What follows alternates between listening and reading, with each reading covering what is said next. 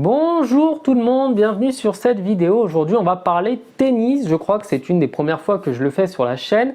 Et on va parler de la décision de Wimbledon d'exclure pour le prochain tournoi du Grand Chelem tous les joueurs russes et biélorusses. C'est une décision évidemment qui fait suite à l'invasion de l'Ukraine par la Russie. Et je tiens à rappeler que dans cette histoire, moi je vais juste donner mon point de vue sportif, je ne rentre pas dans le conflit évidemment. Et donc tout de suite la Fédération internationale de tennis a décidé de réagir et a réagi en disant que c'était une injustice vis-à-vis des athlètes russes et biélorusses puisque ces derniers normalement doivent se qualifier pour leur seul résultat et pas pour leur nationalité, et que de sanctionner complètement une nationalité au final, n'est pas du tout rendre service à la cause ukrainienne non plus, puisque ça ne va strictement rien apporter à part apporter des sanctions à des gens qui n'ont rien à voir avec le conflit. Et donc, je vais pouvoir vous donner très brièvement mon point de vue pour et contre sur ça. La première chose, le pour, donc, ça pourrait, et attention, je mets bien du conditionnel, être une bonne chose de sanctionner les athlètes russes et biélorusses, parce que du coup, leurs gouvernements ont une responsabilité qui est beaucoup trop grande dans ce conflit. Et si on veut vraiment qu'au bout d'un moment les gens aussi bougent, et malheureusement il faut que tout un groupe soit puni.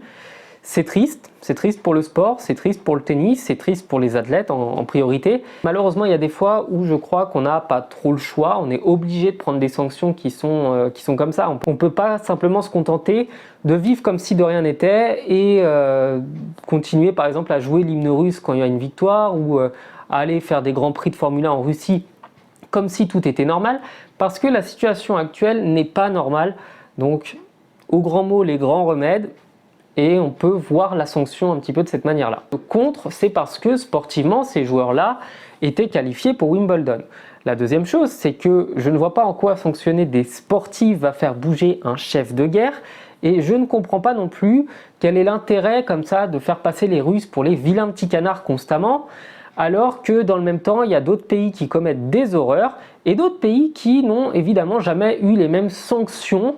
Donc pour ne citer que, on va parler par exemple de l'invasion de l'Irak par les États-Unis sous des prétextes de fausses armes chimiques ou d'armes biologiques ou d'armes de guerre ou je ne sais quoi. Les États-Unis ne se sont jamais fait sanctionner pour cette invasion, qui était pourtant tout aussi injuste que celle de l'Ukraine, avec autant de bombardements, avec autant de morts et avec autant de déplacés. On n'a jamais pris la moindre décision contre les États-Unis, contre le gouvernement américain, contre les citoyens et les athlètes américains, tout simplement parce que ce que le gouvernement faisait n'était pas de la responsabilité des athlètes. D'autant plus que la plupart des athlètes russes à notre époque ne vivent pas forcément en Russie, la plupart sont en Europe ou en Occident ou n'importe où dans le monde, ou même à Dubaï pour payer moins d'impôts évidemment.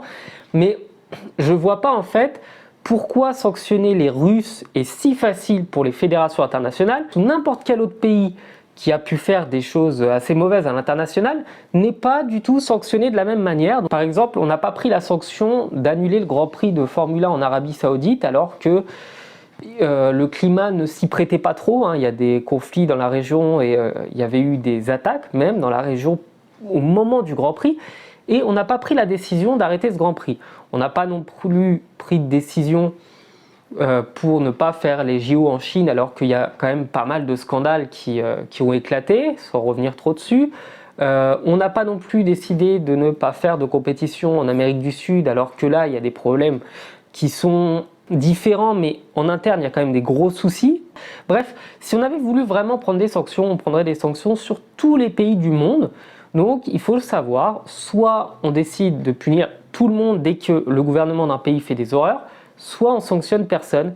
Mais choisir comme ça et se dire ok les Russes on peut, mais pas les Américains, mais on peut faire ça sur les Lettons, mais on peut pas le faire sur les Français, on peut le faire sur les Slovaques, mais on peut pas le faire sur...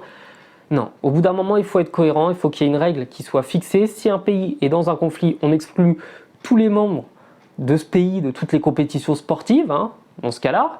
Ou alors on dit le sportif c'est le sportif, la diplomatie c'est la diplomatie, on laisse à César ce qui appartient à César et on laisse à Jules ce qui appartient à Jules et voilà. Et en fait on continue à accueillir les sportifs russes, ukrainiens comme si de rien n'était.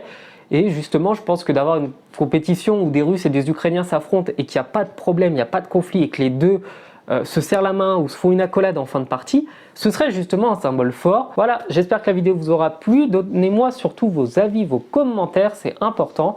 Et je vous souhaite de passer une bonne journée. Ciao.